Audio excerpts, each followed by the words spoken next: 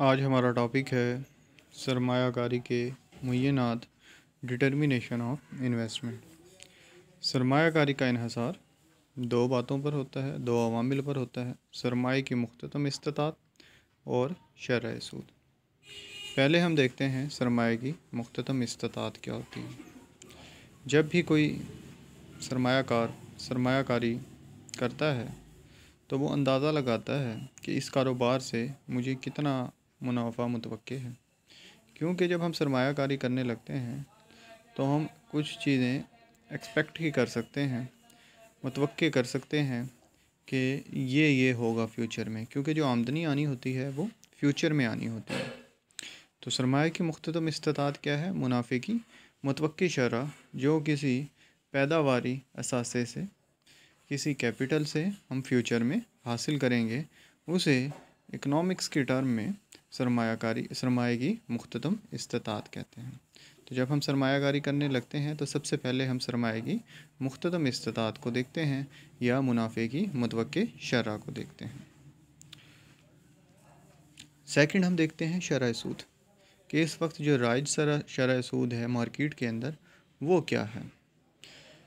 फिर इन दोनों चीज़ों को देखने के बाद हम कंपैरिजन करते हैं सरमाए की मुख्ततम इस्तात का और सूद का। अगर सरमाए की जो मुख्ततम इस्तात की शरह है वो सूद से ज़्यादा है तो हम सरमायाकारी करेंगे, क्योंकि जो शरह सूद है वो कॉस्ट है, यानी कि वो लागत होती है, और जो सरमाए की मुख्ततम इस्तात है वो मुतवक्की आमदनी है। अगर आपकी आमदनी ज़्यादा है, लागत कम है, तो आपको मुनाफा होगा और आप सरमायाकारी करेंगे। यानी कि फ़र्ज़ करें आप $100 की सरमायाकारी करते हैं, प्रोजेक्ट कितने का है? $100 का। इससे आपको जो एनुअली इनकम हासिल हो रही है वो कितनी हो रही है? $15, यानी कि 15% आपको मुनाफा हासिल हो रहा है सारे अखराजात निकालने के बाद।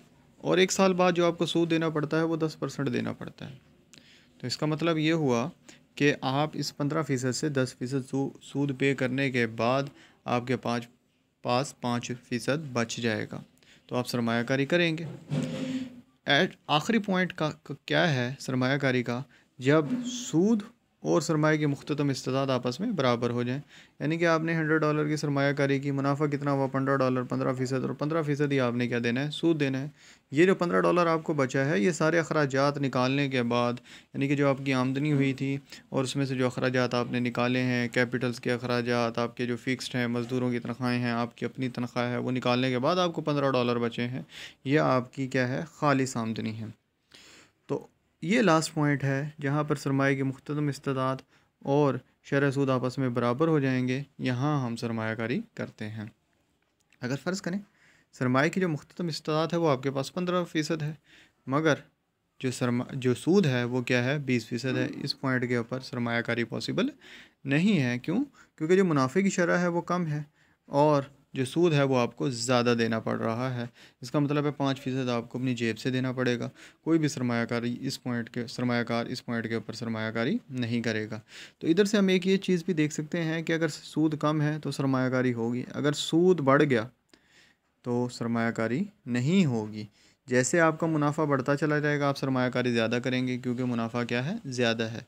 तो सरमायाकारी का और सरमाए की मुख्ततम इस्तात का कौन सा ताल्लुक़ हो गया? पॉजिटिव, और रेट ऑफ इंटरेस्ट के साथ क्या हो गया? नेगेटिव। अब हम सरमायाकारी को दूसरे एंगल से समझने की कोशिश करते हैं। फ़र्ज़ करें जो ये $100 आपने इन्वेस्टमेंट किया, ये आपका ज़ाती सरमाया है। अगर ये ज़ाती सरमाया आप बैंक में डिपॉजिट्स करवाते हैं तो आपको 10% मिलता है, और अगर आप ख़ुद कारोबार करते हैं तो 15% मिलता है। तो आप क्या करेंगे? ख़ुद कारोबार करेंगे, यानी सरमायाकारी करेंगे। अगर यही $10 आप किसी को उधार देते हैं, 15% मिलता है, और अगर आप ख़ुद सरमायाकारी करते हैं फिर भी आपको 15% मुनाफा होता है, तो ये आपका इंडिफरेंट पॉइंट है। यानी कि आप इधर गैर जानिबदार रहेंगे, सरमायाकारी कर भी सकते हैं, नहीं भी कर सकते, क्योंकि दोनों जगह से आपको जो बेनिफिट्स हासिल हो रहे हैं वो इक्वल हैं।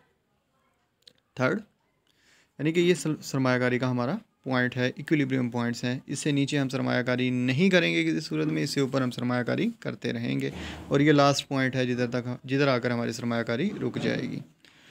अगर फ़र्ज़ करें आप अगर कहीं किसी को उधार देते हैं, आपको सूद मिलता है 20%, और अगर आप ख़ुद सरमायाकारी करते हैं तो आपको मिलता है 15%। तो इस सूरत में आप कभी सरमायाकारी नहीं करेंगे। क्यों? क्योंकि सूद से आपको ज़्यादा मिल रहा है और सरमायाकारी से आपको कम मिल रहा है।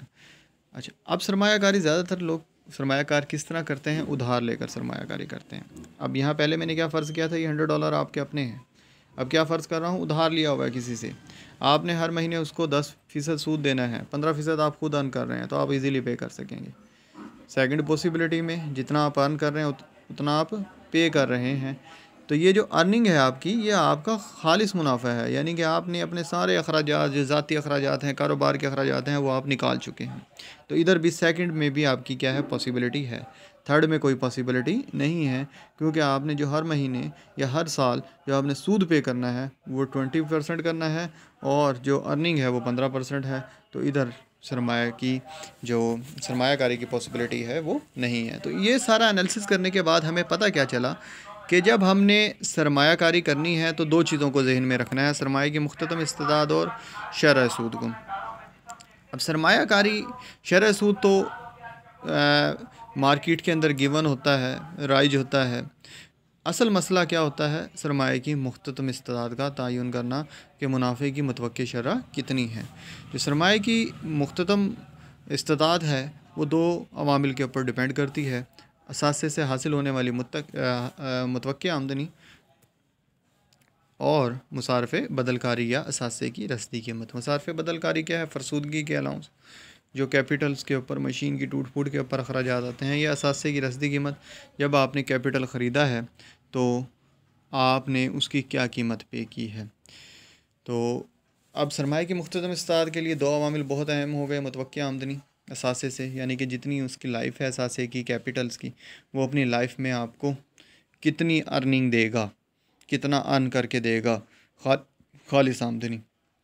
दूसरा, आपने उसकी असासे के ऊपर इन्वेस्टमेंट कितनी की थी, असासे की रसदी कीमत या मुसारफ़े बदलकारी। हर साल उस असासे को मेंटेन रखने के लिए, अपनी असल हालत में बरकरार रखने के लिए आपको मुसारफ़े बदलकारी कितने करने पड़ते हैं। ये दोनों अवामिल डिटरमिनेट करते हैं कि आपकी सरमाए की मुख्ततम इस्तिदाद या मुनाफे की शरह क्या है। डॉक्टर केन्स के मुताबिक सरमाए की मुख्ततम इस्तिदाद या मुख्ततम सरमाया इस्तिदाद की तारीफ़ कुछ इस तरह की है। सरमाए की मुख्ततम इस्तिदाद से मुराद कटौती की वो शरह जो अशिया सरमाया से इसकी मुद्दत म्याद के दौरान हासिल होने वाली आमदनियों के सिलसिले को मौजूदा मालियत या इसकी रसदी कीमत के बराबर कर दे।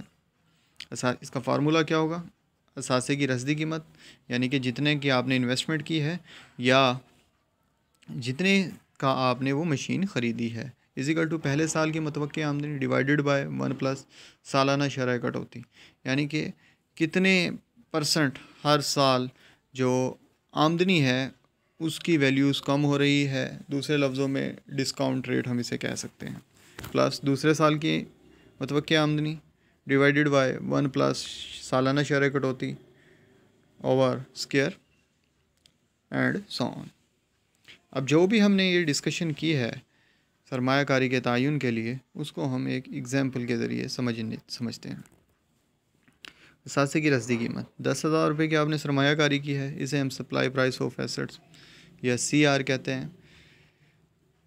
मशीन की उम्र जो हमने ये 10,000 की सरमायाकारी की है मशीन पर, इसकी उम्र 2 साल है, यानी कि 2 साल बाद ये मशीन एक्सपायर हो जाएगी। पहले साल की मुतवक्की आमदनी 4400 है, दूसरे साल की आमदनी 7200 है, जो आपके पास डिस्काउंट रेट है, सालाना शरह कटौती है, या हर साल जो पैसे की वैल्यू कम हो रही है वो 10% है। अब हमने ये देखना है कि 10,000 रुपये की हमने इन्वेस्टमेंट की, इसने हमें जो खालिस आमदनी देनी है पहले साल वो 4400 है और दूसरे साल 7260 रुपये है। ये वो आमदनी है जो हमारे तमाम अखराजात निकालने के बाद हमारे पास बची है। अब 2 साल बाद हमारे पास 4400 प्लस 7260 रुपये होंगे, मगर हमारे पास एसेट्स नहीं होगा, क्योंकि 2 साल बाद इसने एक्सपायर हो जाना है, इसकी गारंटी ही 2 साल है। असासी की रसदी कीमत कितनी है, 10,000।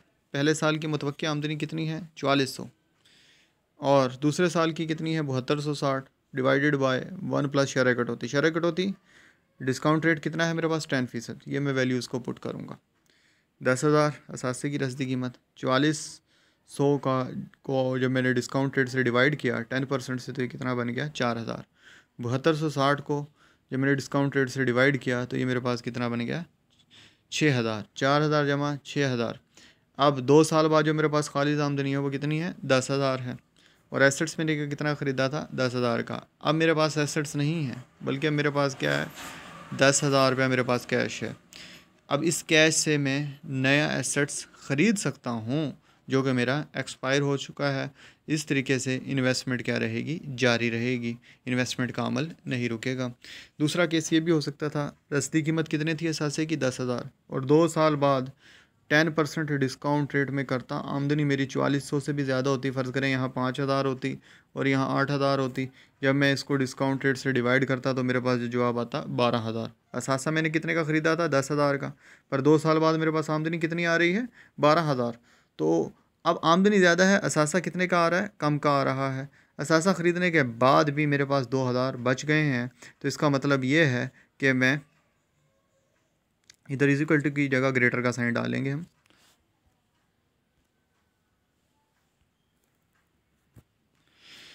तो एसेट्स ख़रीदने के बाद भी मेरे पास इतनी आमदनी बच गई है कि अब आमदनी मेरी इतनी है कि मैं एसेट्स को आसानी के साथ ख़रीद सकता हूँ। तीसरी पॉसिबिलिटी ये है कि असासे की रसदी कीमत कितनी है मेरे पास 10,000, पर यहाँ जो पहले साल की आमदनी फ़र्ज़ करें 4200 है और ये कितनी है 7,000 है, फ़र्ज़ कर रहा हूँ। जब मैं इसको डिस्काउंट रेट से डिवाइड करता हूँ, कैलकुलेट किया तो खालिस आमदनी कितनी आई 9,000। अब 2 साल बाद मेरे पास कितना आया है 9,000 रुपये आया है, पर असासे की रसदी कीमत कितनी है 10,000। तो 2 साल बाद मैं इस काबिल नहीं हूँ कि जो मेरी मशीन एक्सपायर हुई है मैं उसको दोबारा परचेज़ कर सकूँ। तो इस थर्ड केस में सरमायाकारी की पॉसिबिलिटी नहीं होगी। अब हम चलते हैं अपनी बुक की तरफ। सरमायाकारी के मुय्यनात। सरमायाकारी का इन्हिसार 2 अवामिल पर है, सरमाए की मुख्ततम इस्तादात और शरह सूद। सबसे पहले आ जाती है सरमाए की मुख्ततम इस्तादात, यानी कि जो हमारे पास मुतवक्किल खालिस आमदनी है उसे हम क्या कह रहे हैं, सरमाए की मुख्ततम इस्तादात कह रहे हैं। दूसरा फैक्टर हमारे पास क्या है, शरह सूद। राय शरह सूद जो मार्केट का सूद है उसका कंपैरिजन करना होता है हमने सरमाए की मुख्ततम इस्तादात से, वो मैं लेक्चर में आपको बता चुका हूँ कि कैसे आपने कंपैरिजन करना है। हम सरमाए की मुख्ततम इस्तादात उन अवामिल का जो इन्हिसार होता है वो 2 बातों पर होता है, असासे से हासिल होने वाली मुतवक्की आमदनी, मुसारफ़ बदलकारी। असासे से हासिल होने वाली आमदनी यानी कि जितनी उस असासे की लाइफ है उस वो लाइफ में कितनी आपको आमदनी देगा, और मुसारफ़ बदलकारी या असासे की रसदी कीमत। मुसारफ़ बदलकारी क्या है, टूट फूट के ऊपर जो अखराजात आते हैं। असासे की रसदी कीमत या असासे की रसदी कीमत, असासे की रसदी कीमत क्या है, जितनी आपने इनिशियल सरमायाकारी की थी, स्टार्ट में जितनी आपने सरमायाकारी की थी। उसके बाद सरमाए की मुख्तलिफ इस्तात का ये फार्मूला दिया गया है, और जो हमने एग्जाम्पल्स को डिस्कस किया है अभी वो ये गिवन है।